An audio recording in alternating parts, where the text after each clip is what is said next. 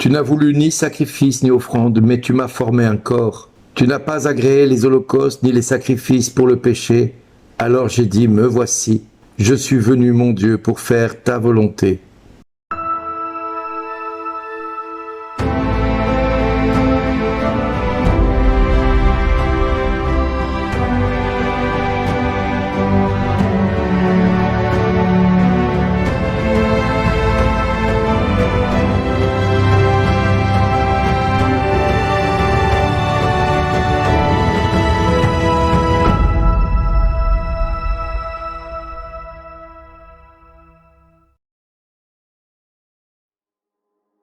Bonjour les amis, bonne fête de l'Annonciation de notre Seigneur. Oui, aujourd'hui le Seigneur nous invite à comprendre ce mystère de l'Annonciation de l'Esprit Saint qui va venir couvrir Marie de son ombre, de sa puissance. Et effectivement, l'ange Gabriel rend visite à Marie. Et c'est cet ange qui va dire à Marie qu'elle va concevoir un fils et elle de poser la question à l'ange, comment cela va-t-il se faire puisque je ne connais pas d'homme? Tout d'abord, je voudrais prendre 2 secondes pour vous dire que cet évangile, il y a plusieurs manières de le lire. La première, c'est de manière historique. On regarde un récit que Marie a raconté à Luc, l'évangéliste, qui n'était pas un des disciples, mais qui a fait un travail de journaliste et en menant sa propre enquête et en vérifiant ce qui était dit au sujet de Jésus, en vérifiant ses sources. Et là, ces propos qui sont cités, ce sont les propos même de la Vierge Marie qu'elle a expliqués à Luc en donnant cette traduction, en donnant cette interprétation des choses. Alors évidemment, on peut se poser la question du bien fondé de la chose. Pourquoi Luc a éprouvé le besoin de parler de cette conception virginale de Jésus dans le sein de Marie? Pourquoi est-il venu à raconter ce récit plutôt que les 3 années du ministère de Jésus dès le départ? Non, Luc a voulu parler de l'origine de Jésus. Comment est-il arrivé sur terre? Était-il le produit d'un homme et d'une femme? Était-il simplement un homme lambda? Non, Luc a voulu signifier dans cette histoire, et c'est la deuxième manière de lire cet évangile, que le mystère christique commence par une énigme.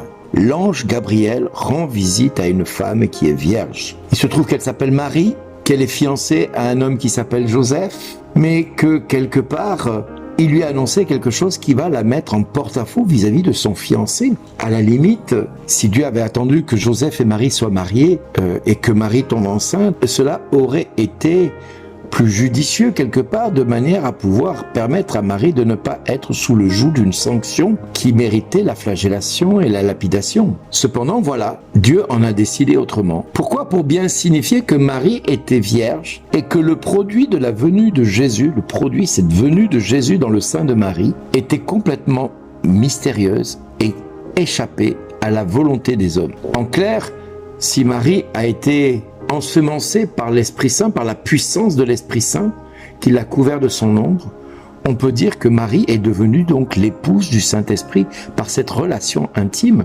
qu'elle a vécue avec le Saint-Esprit. Oui, j'ose dire cette relation intime qu'elle a vécue avec le Saint-Esprit.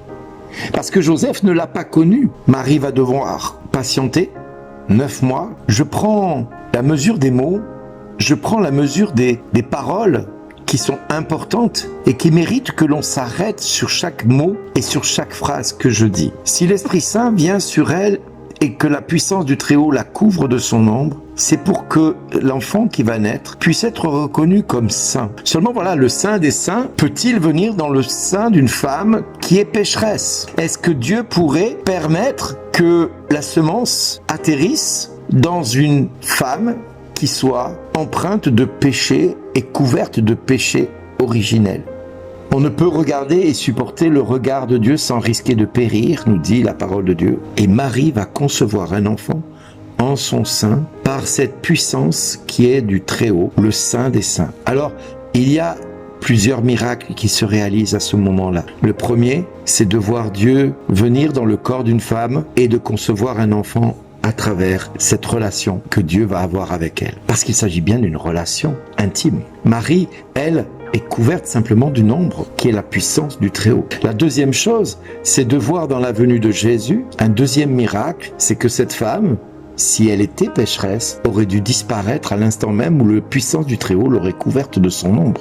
Mais voilà, elle est vivante, et bien vivante puisqu'elle va donner vie à cet enfant. La troisième chose, c'est de voir que Marie elle-même ne comprend pas comment cela peut se faire. Et nous sommes souvent nous-mêmes confrontés à notre propre vie en disant « Mais Seigneur, comment ça va se faire ?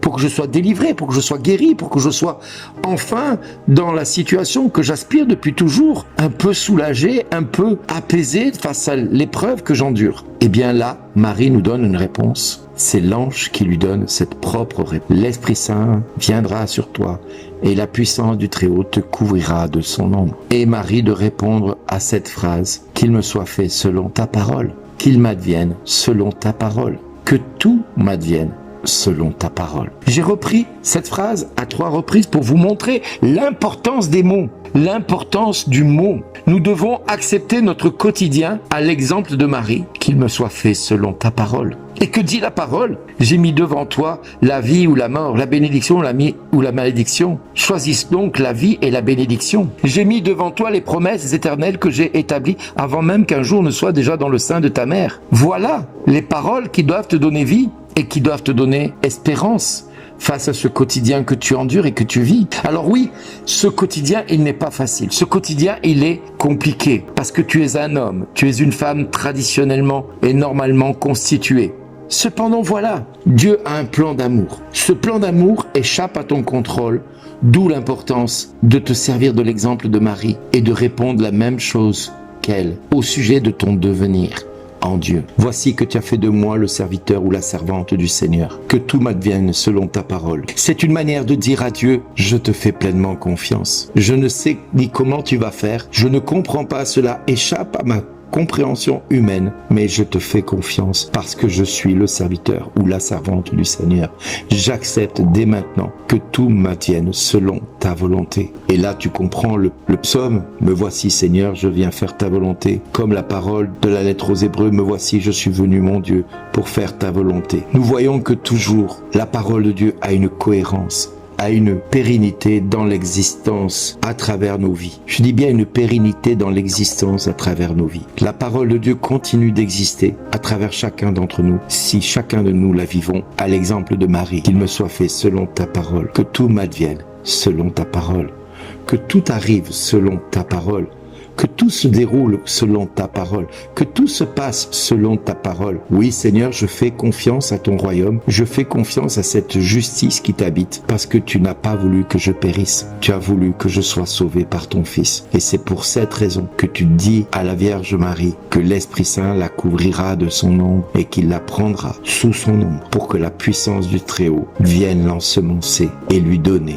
le Fils unique, celui-là même qui te dit « Ne crains pas mon enfant, je t'ai racheté. Ne crains pas, car mon Père et moi avons fait le choix de venir jusqu'à toi pour te sauver. Ne crains pas, car tu as du prix à mes yeux et je t'aime. » Et là, tu comprends cette phrase inimaginable, ni même inconcevable pour nous les êtres humains. C'est l'ange qui répond à Marie et qui dit « Car rien n'est impossible à Dieu. Merci d'exister. »